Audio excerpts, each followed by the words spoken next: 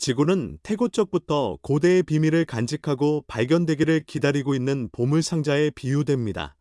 이 비디오에서 우리는 시간이 지남에 따라 인류의 흥미를 끌었던 고고학적 미스터리 중 일부를 볼 것입니다. 번호 1. 고대 두개골의 발견. 두개골에 구멍을 뚫거나 구멍을 뚫어내에 가해지는 압력을 완화하는 방법이었던 천공술, 트레퍼네이션이라는 고대 의료 행위에 대해 들어보셨을 것입니다. 2022년 11월, 터키반 지방의 고고학자들은 천공된 두개골을 발견하고 놀랐습니다. 그들을 놀라게 한 것은 두개골이 트레판되었다는 사실이 아니라 오히려 3200년 전의 것이라는 사실이었습니다. 우리는 아나톨리아의 이 지역이 신석기 시대의 사람이 거주했다는 사실과 그곳에 살았던 사람들이 그 시대에 비해 상대적으로 진보했다는 사실을 알고 있지만 그들이 이러한 유형의 개입을 수행할 능력이 있다는 것은 이전에는 전혀 의심되지 않았습니다. 과학자들은 뼈 가장자리 주변에 치유의 징후가 있다는 사실을 토대로 두개골 소유자가 흔하지 않은 천공술에서 살아남았을 것이라고 생각합니다.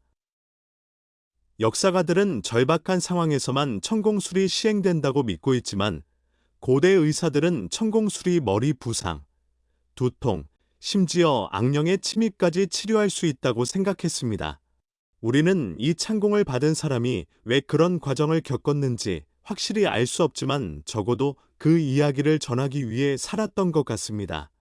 2번, 세인트 빌릭 석판. 유럽의 가장 오래된 지도는 이 고대 유물에 대해 논란의 여지가 많은 주장이지만 정확할 수도 있습니다. 이 석판은 1900년 프랑스에서 처음 발견되었지만 처음에는 중요하지 않은 것으로 간주되어 재발견되어 더 자세히 조사되기 전까지 100년 넘게 분실되었습니다. 이 청동기 시대 유물이 보이는 것보다 더 중요할 수 있다는 생각을 갖게 된 것은 최근 조사였습니다. 이 석판은 한때 상징적이라고 생각되었던 비문과 표식으로 덮여 있지만 이제 전문가들은 그것이 오데트강과 그 주변 지역을 정확하게 지형적으로 표현한 것이라고 믿고 있습니다. 이것이 사실이라면 그것을 만든 사람들이 약 4100년 전에 살았다는 점을 고려하면 놀라운 성과가 될 것입니다.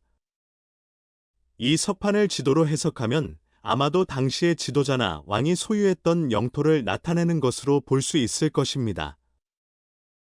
석판을 의도적으로 태우고 깨뜨린 다음 땅에 묻었다는 사실은 다른 주체가 해당 영토를 정복했음을 의미할 수 있습니다. 그러나 이것은 모두 추측이다. 이것이 유럽에서 가장 오래된 지도라는 생각은 빠르게 사실로 받아들여지고 있습니다. 3번, 팔콘 보호구역. 고대 이집트인들은 우리가 결코 그들의 모든 비밀을 풀 수 없을 만큼 신비스러운 민족이었습니다. 그 의식과 장소는 우리에게 수수께끼이며 그 수수께끼는 2022년 10월 소위 매 보호구역이 발견되면서 더욱 깊어졌습니다. 지금까지 알려지지 않은 고대 의식과 관행을 드러내는 이 특이한 성역은 베레니체에서 계획된 고고학 발굴 중에 발견되었습니다. 이 도시는 한때 상인들로 가득 찬 번영한 그리스 로마 항구였으며 베러니스 트라글러디터커라고도 알려져 있습니다.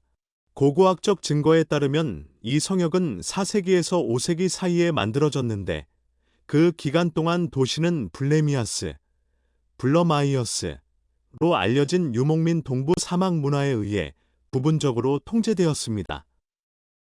성역에서 발견된 작살과 잎방채 모양의 조각상은 블레미아족과 그들의 신앙에 대한 구체적인 제물입니다. 매 보호구역은 그 안에 묻혀있는 채로 발견된 15마리의 매로부터 그 이름을 얻었습니다. 매는 모두 알을 품고 있었지만 이상하게도 머리는 없었습니다. 더 많은 미스터리를 더하기 위해 머리를 끓이는 것은 금지되어 있습니다. 라는 비문이 발견되었습니다.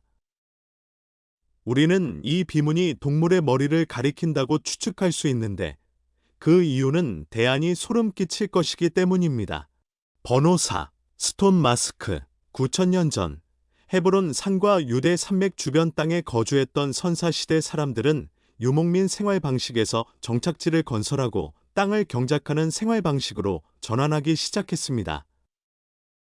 그 정착지 중 한 곳도 돌 가면을 만들었고, 고고학자들은 이 두 곳이 연결될 수 있다고 생각합니다. 마스크는 일반적으로 포함되지 않았지만 소유권을 표시하기 위해 물건을 묻는 것이 일반적이었기 때문에 집을 지은 토지의 소유권을 표시하기 위해 고의로 마스크를 묻은 것으로 의심됩니다. 이러한 유형의 마스크는 매우 드뭅니다. 이것은 신석기 시대의 것으로 입증될 수 있는 세계에서 단 15개 중 하나입니다. 아직 확인되지는 않았지만 전문가들은 이 마스크가 사망한 사람의 얼굴을 본떠서 만든 것일 수 있다고 추정하고 있다. 이 지역에서는 신석기 시대의 조상 숭배가 행해졌으며 죽음의 가면은 그러한 의식의 일부였습니다. 마스크의 무게에도 불구하고 마스크를 착용자의 얼굴에 고정하기 위해 밧줄을 통과시켰을 측면에 작은 구멍이 있기 때문에 의식용으로 착용하도록 설계되었을 가능성이 높습니다. 사용이 다소 불편하셨을 것 같습니다.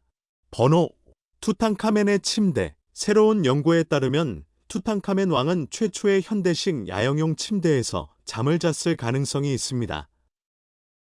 도쿄 무사시노 대학의 연구원들은 고대 이집트 침대의 작은 모델을 분석하여 이것이 최초의 3부분 접이식 필드 침대라고 제안했습니다.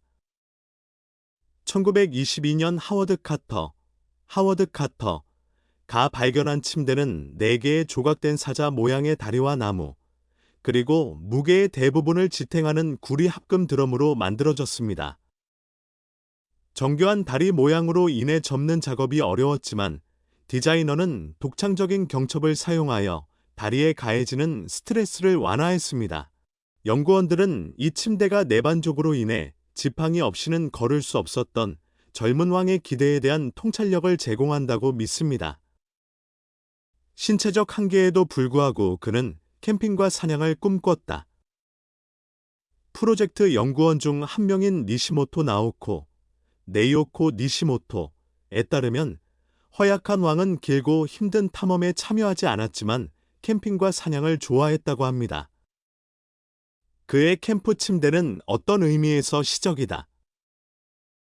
눈에 보이는 시행착오의 흔적을 보면 침대 제작에 참여한 장인이 참고할 수 있는 다른 3단 접이식 침대가 없었음을 알 수 있습니다. 번호 6. 이집트의 미라와 도구 창고. 이집트에서는 체코 고고학자 티미 아부시르 공동묘지에서 지금까지 알려진 가장 큰 방부 처리 창고를 발견하는 놀라운 발견을 했습니다. 이집트에서 미라 제작 도구 창고가 발견되면서 고고학자들은 큰 놀라움을 금치 못했습니다. 프라하 카렐 대학교의 체코 이집트학 연구소가 아부시르 유적지에서 발견한 이 창고는 현재까지 체코에서 발견된 것 중 가장 큰 것입니다. 26왕조 묘지에 위치한 이 창고에는 방부 처리 재료를 보관하는 데 사용되는 350개 이상의 세라믹 항아리가 들어 있었습니다. 항아리는 14개의 서로 다른 그룹으로 구성되었으며 그중 일부에는 미라와 과정에 사용된 물질의 잔류물이 포함되어 있었습니다. 가장 주목할 만한 발견물 중에는 4개의 석회암 캐노픽 항아리가 있는데 비문에 따르면 네이디 아이아우트 투로의 아들이자 이집트 외국 군단의 군사사령관인 더베류알이 메리나이드의 것으로 식별됩니다. 신기하게도 항아리를 준비하고 제사를 지냈음에도 불구하고 한 번도 사용된 적이 없는 것 같습니다. 이는 더베류알이 메리나이트가 심각한 질병에서 회복되었을 수도 있고 그녀의 친척들이 수행된 방부 처리 작업에 만족하지 않았음을 시사합니다. 번호 7. 명나라 보물. 전장은 묻혀있는 보물을 찾기에 좋은 곳이지만 문제는 대부분의 주요 고대 전장이 이미 확인되어 발굴되었다는 점이다. 그러나 항상 그런 것은 아닙니다. 2017년에는 약 370년 전의 명나라 시대의 전쟁터가 중국에서 발견되었습니다. 현재까지 이 사이트는 10,000개 이상의 항목을 공개했습니다. 전문가들은 여전히 자신들이 발견한 물건을 연구하고 있지만 가장 흥미로운 발견 중 하나는 희귀한 황금 제국 인장입니다. 이 유물은 고대 중국 황제 중 한 사람의 후계자 소유였을 것으로 추정됩니다. 이 인장은 샤노우, 자이언호, 유적지에서 발견되었으며 명나라가 멸망하고 청나라가 흥했던 중국 역사의 격동의 시기로 거슬러 올라갑니다. 물개는 10x 3cm 크기의 황금 직사각형이며 상단에 거북이가 장식되어 있으며 아마도 지금까지 만들어진 유일한 종류일 것입니다. 심지어 명나라에 맞서 반란을 이끈 황후로 알려진 반군 지도자 장센중, 장자이언드종의 손에 넘어갔을 수도 있다고 믿어지고 있습니다. 숫자 8. 웨넨부엔 제드미라 마스크. 투탕카멘의 황금 데스 마스크는 아마도 가장 유명할 것이지만 확실히 유일한 것은 아닙니다. 수세네스 1세 군대의 장군 웨니 부엔 제드, 웨이니 벤 제드의 정교한 장례식 가면은 진정한 걸작입니다. 금으로 제작하고 유색 유리 페이스트로 장식한 마스크의 눈과 눈썹은 매우 아름답습니다. 그것은 장군의 얼굴, 목, 귀를 덮고 이마에서 끝나며 6개의 작은 관통 혀가 머리에 고정되었습니다. 웨니 부엔 제드, 웨이니 벤 제드의 얼굴 특징은 세밀하게 묘사되어 살짝 미소를 짓고 있는 이상적인 장군의 이미지를 보여줍니다. 코는 완벽하게 형성되어 있고 입술은 좁고 도톰합니다. 흥미롭게도 귀는 대칭이 아니며 왼쪽 귀가 오른쪽보다 더 튀어나와 있습니다. 피에르 몽테, 피에어 만테트, 가 타니스, 테니스. 왕실 묘지에서 발견한 장군의 무덤에는 황금 가면뿐만 아니라 금 가슴걸이, 반지, 팔찌, 인형 등 수많은 장신구도 들어 있었습니다. 무덤에서 가장 주목할 만한 발견물 중에는 섬세한 금은 그릇 3개와 순양을 상징하는 청금석 조각상이 있었습니다. 또한 석관 외부에서는 4개의 캐노픽 항아리와 많은 샤브티가 발견되었습니다. 번호 9. 철기시대 연회장. 식사 요리는 철기시대 영국의 공동 활동이었습니다. 2017년 11월 레스터셔 글렌필드 공원의 이전 연회 장소에서 발견된 이 가마솥의 크기를 보면 알 수 있습니다.